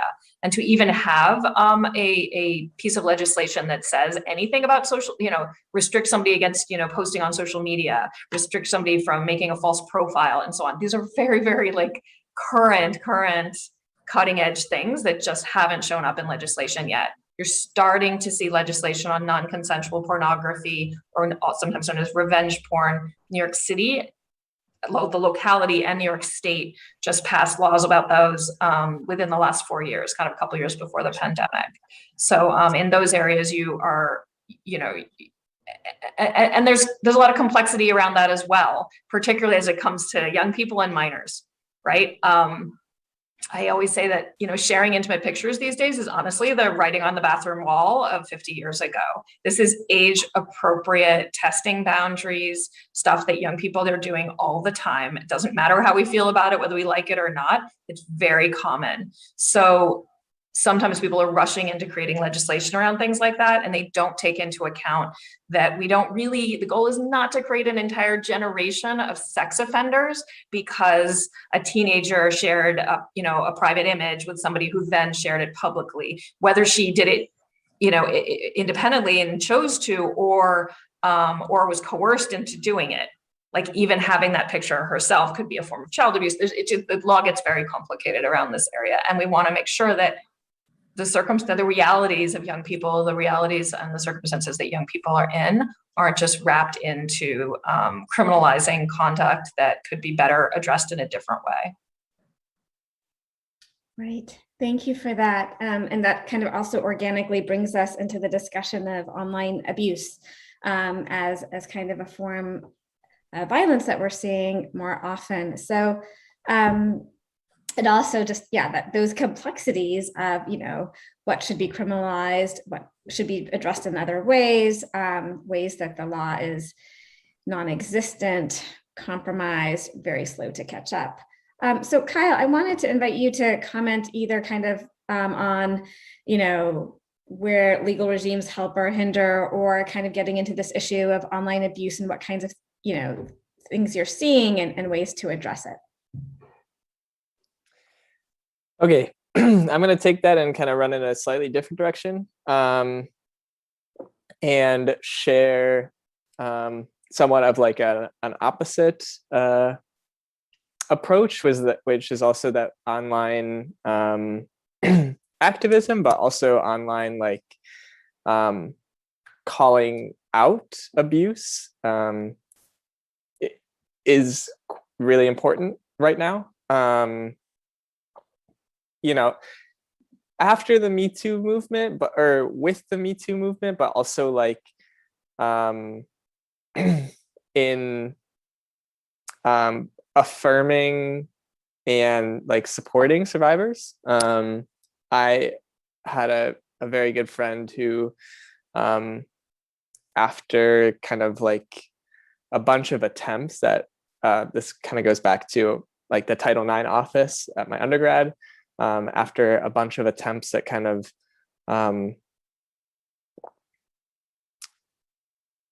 saying abuse was happening, finally like spoke out online and on Twitter, and then it transitioned over to Instagram, where other people kind of also shared their stories in a similar sense.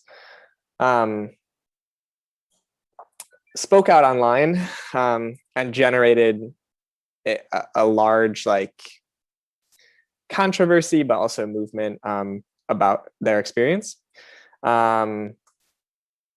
which is really important.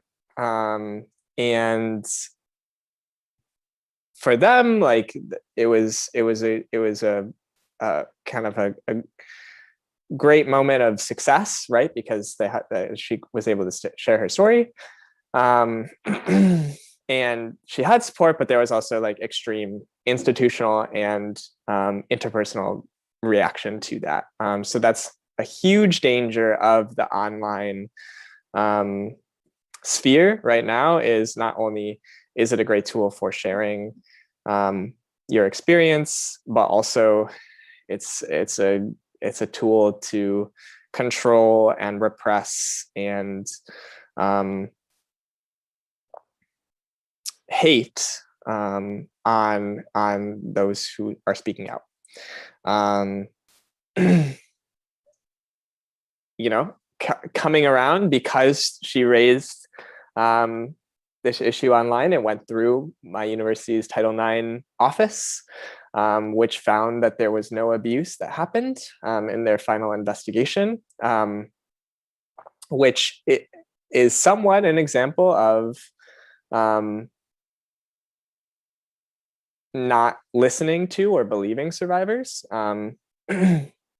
which I personally like think is a large issue as well. On the other side, you know, if there was an investigation, potentially nothing, you know, well, yeah, I think there were problems with the investigative process that happened with that case. But, you know, it wouldn't have happened without online action. So there's a not so answer to your question, but also somewhat of an answer.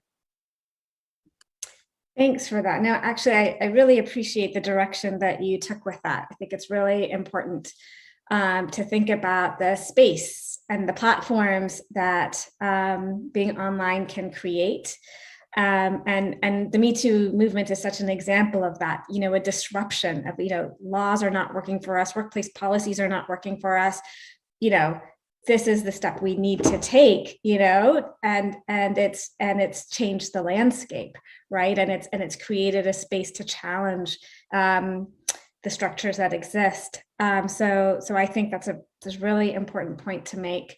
And just speaking from my experience as an investigator, a human rights investigator, working in many different countries, and, you know, coming across many different legal regimes, one of the issues, we know so few survivors report, and then if they do report, all of the, you know, challenges with evidence collection that are really, you know, not tailored to sexual violence necessarily, right? It's like, do you need to have the same standards of evidence collection for every single crime? When you have diverse crimes, you should have tailored and robust standards of evidence collection that will help you establish, you know, crimes and get redress.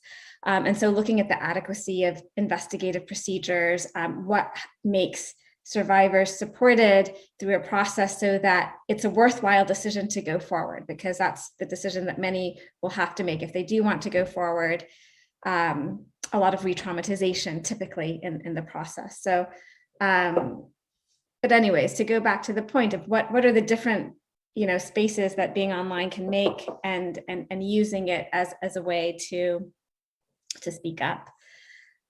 So Roshan, I just wanted to check in with you to see if there's something you wanted to comment about sort of this line of conversation. Yeah, I'd echo Kyle. There's two sides to the coin. On the one hand, you have this fantastic tool at your fingertips for education and awareness. I think it's really important is an international way to approach it, like what we're doing right now. Activism and calling together from different countries. Like the only reason we're really aware of all the impacts of Roe v. Wade, in Ireland is through our technology and being aware of everything that's happening, being able to document. So I think there's definitely an upside to using technology in terms of activism and pushing for awareness, and then actually putting that into activism. On the streets, rallies can be organized through your technology, and if you didn't have that, it'd be much more difficult.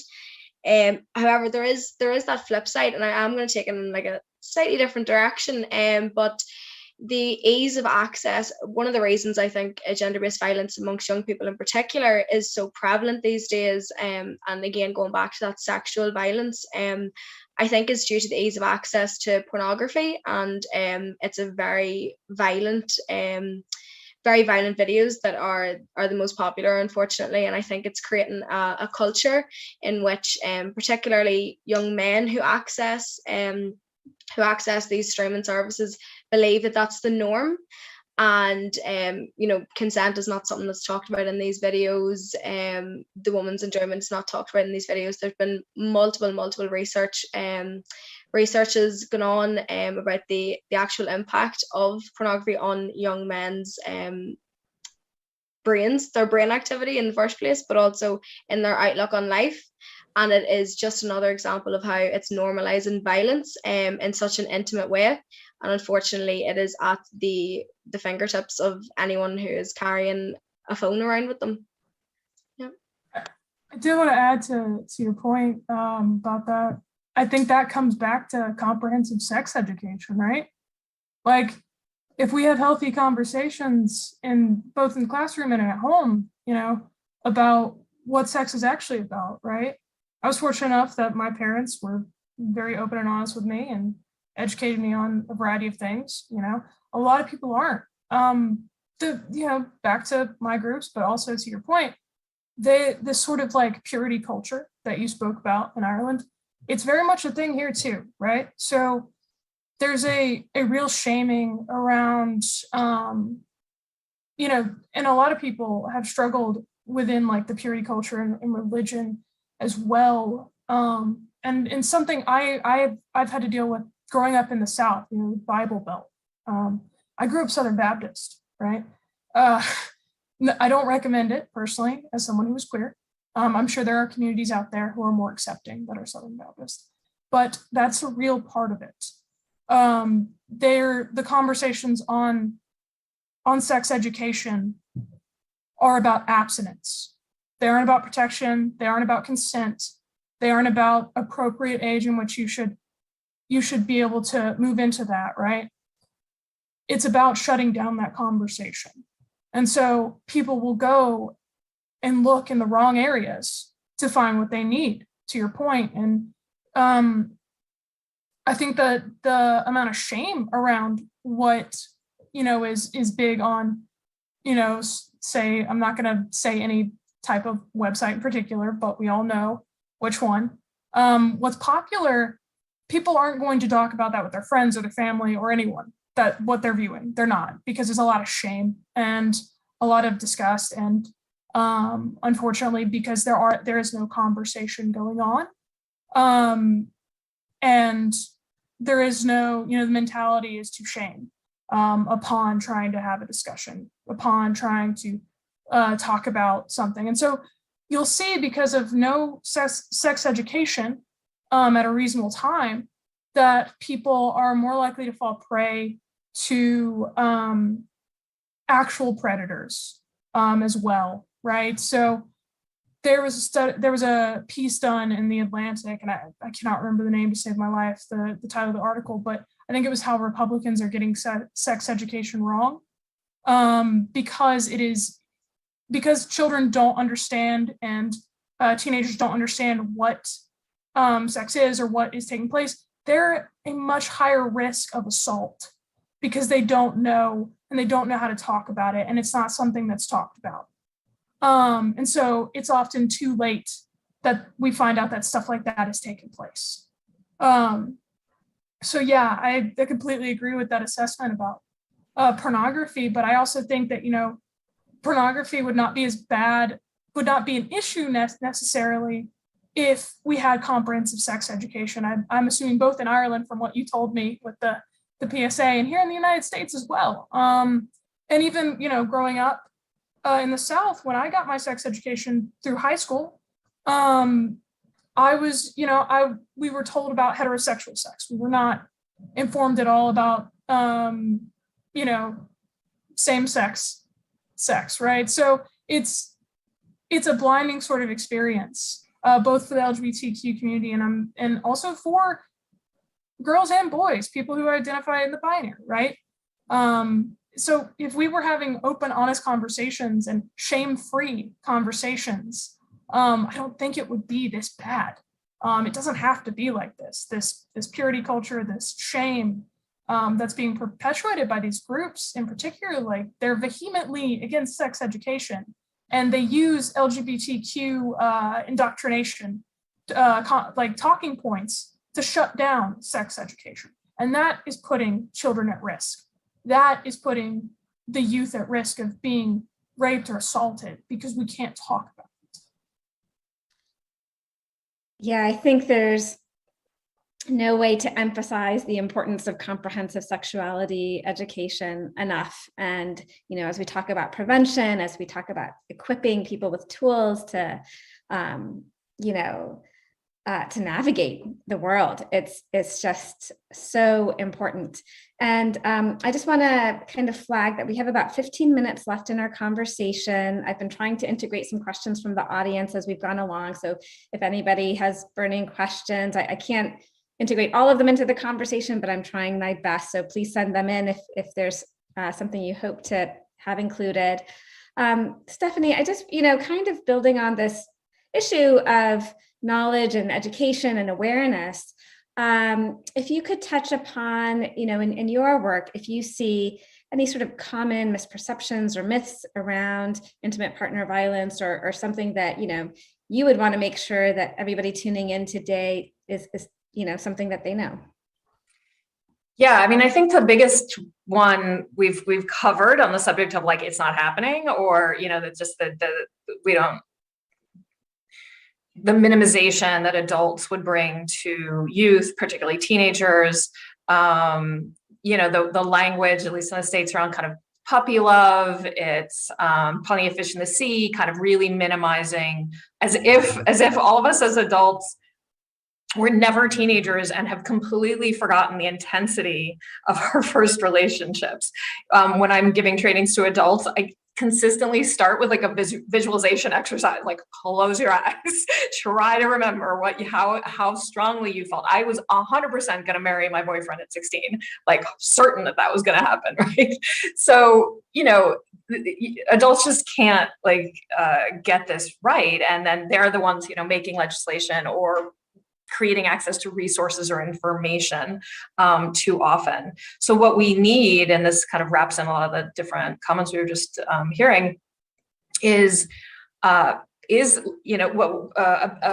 of legislation that Day One has pushed for years, along with other groups that are focused more narrowly on sex education, but just healthy relationships education, K through 12, starting in kindergarten, which is 5 years old for us, and really talking about, and an age appropriate, right? You're not talking about dating in second grade, but you're talking about healthy friendships. You're talking about boundaries. You're teaching young people how to say things like, I don't want you to sit next to me. Stop touching me.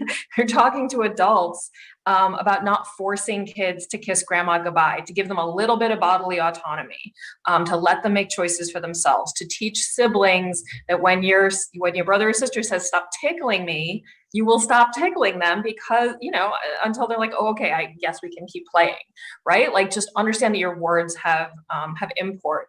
And then think how, and we do this work, even though Day One is, is founded on the focus of youth dating violence, we've gone younger and younger, and we now work with the adult influencers in the lives of elementary school students to start having those conversations and ensure that we can deliver children into their dating years with the language, the understanding, the expectation that their words are going to be heard, that this is a normal conversation to have, that they know how to set boundaries, that they think they understand they can say no to things, and so on. So I think that sort of thing is like super powerful. And then just like the minimization stuff that adults bring to this, the kind of, again, like you age out of your teens and suddenly, what's the big deal? You can set that relationship aside, even though your entire friend group, because it's your school, it's your neighborhood, it's your housing complex, like all your friends are attached to this person you're dating. And, the parent or, adult in your life is like, yeah, what's the big deal? Or, oh, you're being stalked online. Like, well, we'll just take you off of all that social media. Like as if that's something you can say to a young person today. So, there's a lot of just misperceptions and lack of respect and consideration for young people and their priorities and what's, what is going to keep them safe and what they believe will keep them safe. Yeah, I think, do you mind if I chime in? I think you hit on an excellent point there. I remember as a kid, being asked if I had a boyfriend when I was like in kindergarten or even in pre-K, right? There's this wanting to establish relationships between toddlers that is widely accepted. And it's heteronormativity is the dominant culture. It's a transnational culture, right? So like I remember that, and I remember, having to like learn to be like, well, he's just my friend. We're just really good friends, I think that's incredible that y'all are doing that work. I wish that I had, someone had done that work prior to my experience, right? We hear that a lot. Can I just ask a quick question? Is it an international experience to hear the phrase, he pulls your hair because he likes you? Yeah, we have a song about it. There is a song in which one of the lyrics is, he pulls my hair, he stole my comb, but that's all right to like home. And then it goes on, and like she's a really sought after girl. It's actually a song that we learn as children, and I haven't really realized the impact of it until you asking that question just came to the forefront of my mind. It just is really, really common. That's mad. The song's not going to leave my head now. Yeah. I've gotten in arguments with adults in trainings when we raise the question of like Disney movies and kissing the unconscious woman. And oh my goodness, you can watch parents freak out about their touchstones and their attachment to, these childhood things that we struggle to give up. Yeah, I'll jump in there. I have a 3-year-old and a 6-year-old daughter, and it's just, it's so strange. You see like the imposition of all of these really like sexualized and heteronormative relationships. And I'm like, they don't care about this stuff. Like they're 3 and 6, and like, why aren't these movies about like the playground or, family? And there's starting to be some really nice alternatives, but these things are really ingrained. So what I would like to do to sort of wrap up our conversation, and there's so much more that we could talk about, and I feel like we started on all these strands that each could like go on for an hour, but in the same order as we did our introductions, just give each of you a chance to kind of, I would say maybe a minute about, what gives you hope, what motivates you, just some, way for us to kind of leave this conversation feeling energized about what comes next. So, Roisin. Yeah, so I think it's needed after everything that we've touched on, maybe something uplifting.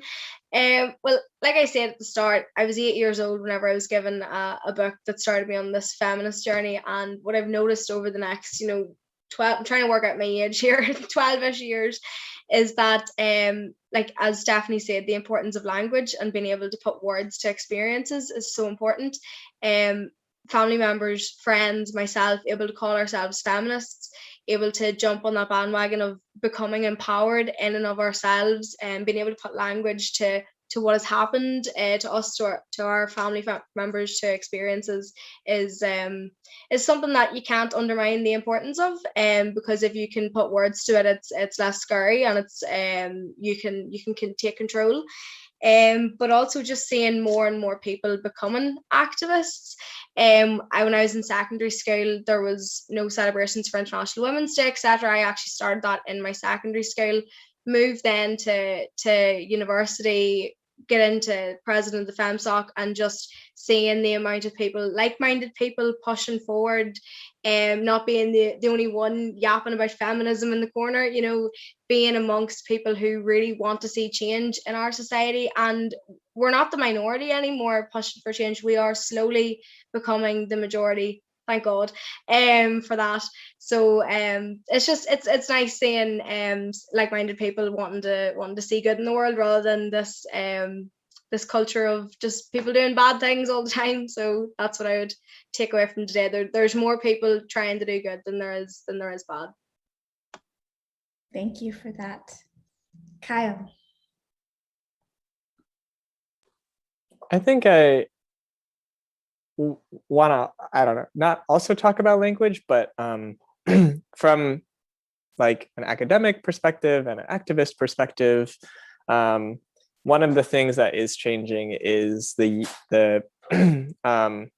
a kind of understanding of the kind of top-down structures that influence behavior. We just mentioned heteronormativity, and the fact that is kind of becoming lexicon right now is the product of years of work, which is pushing these conversations at a far more accelerated pace. And we're talking about the interactions of different structures, and how they play a role in masculinity and femininity and gender-based violence, which I think is really important and bodes well for the future of tackling these issues. Thanks for that. Raven.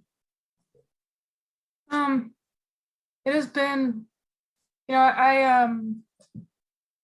it's been a rough couple years when it comes to LGBTQ stuff, and I stepped onto this desk in about July, August of last year, around the time that I realized that I was going to pursue transition, right? So it was one of those things where when I was past the desk from my mentor and predecessor, she asked me if I was ready for that, if I was ready for that experience layered with the experience of looking at these groups. And it has been rough. It has been a ride, and I plan to keep, doing this work because this is what's important to me.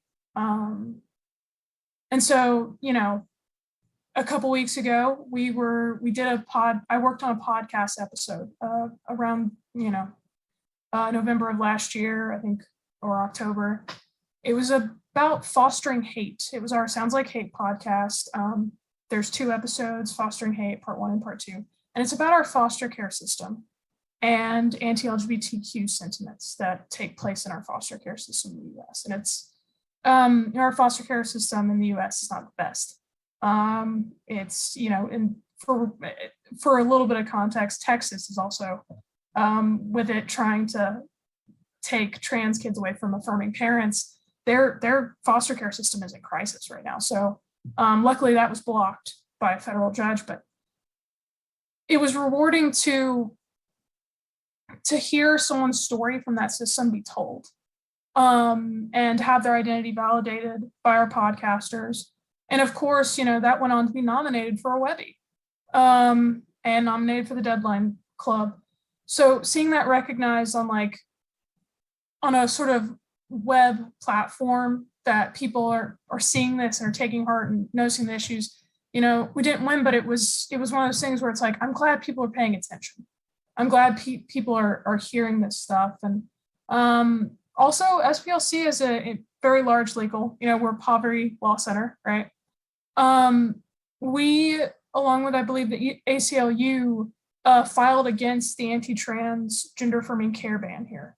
And we were able to block its enforcement. It's currently in an injunction stage, and we're working to halt it. And the judge said that it was basically unconstitutional on the basis of sex discrimination. So it's good to see that while the highest court in our land is struggling to comprehend that a federal judge is able to see that people who take this step, children who are supported by parents in making a very important life-saving decision of transition, of receiving gender-affirming care, because children, there's a higher rate of trans youth for suicide and for mental health struggles.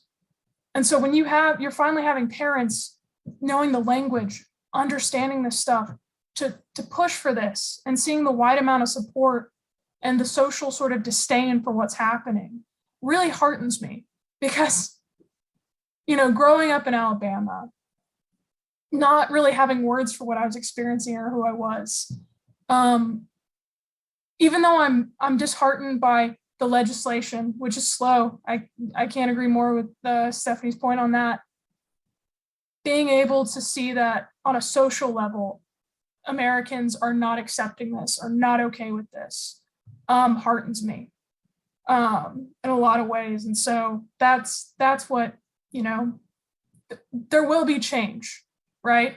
It may get worse before it gets better, but it's not going to stay like this.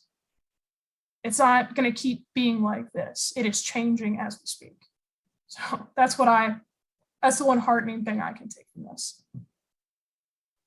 Thank you for sharing that. Stephanie. I would just add, young people give me a lot of hope, through the leadership activities that Day One has been working on, and watching young people take up these issues, prioritize these issues, understand and articulate what they want to see in terms of healthy relationships. It's so powerful. And I do think that the younger generations that I've seen, and I can't speak for the whole United States, are more likely to be accepting of LGBTQ populations and peers, more likely to see gender as just like a thing that's just out there, or not, like, doesn't really change or affect them, doesn't affect whether they want to be somebody's friend or something like that, or exploring different types of relationships themselves. And all of that is just really powerful to see. And I think that they also are more adept at speaking up about the things that are important, about speaking up about causes, whether it's the environment or domestic violence or anti-trans bills and so on. I was having conversations with my niece about that when she was 14 and 15, and she got it. She bathroom bill, she understood that stuff.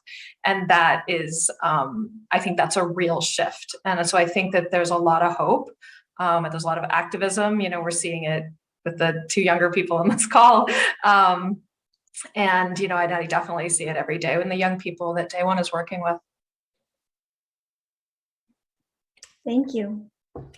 Well, I want to close this conversation with tremendous gratitude. Thank you to our panelists for sharing your experiences, your insights, and really thank you for the work that you do, because that is what gives me energy and motivation. Any person, who is outraged and pained by the violence and injustices that happen, and are actively, working to create a world where we can live in safety and with all of our rights, promoting equality. So tremendous to all of you. A big thank you to the audience, those of you who tuned in, and we haven't been able to see your faces, but thank you for your time. Thank you for your attention, especially those of you who've stuck with us until now. Thank you so much. And thank you to the organizers for bringing us together, for creating this platform, for all of the work that went into creating this event. A big thank you. So I'll just conclude by letting you know this isn't the end. Tomorrow is day 2 of the America Ireland Youth Conference. And at 1 p.m. Eastern time, there is going to be another really exciting sounding panel called Shifting Landscapes, the Value of Peace. And that will be moderated by Sarah Crow, along with a panel that has diverse backgrounds in peace and conflict studies. So with that, thanks again, and wishing you all a lovely and peaceful weekend. Thank you.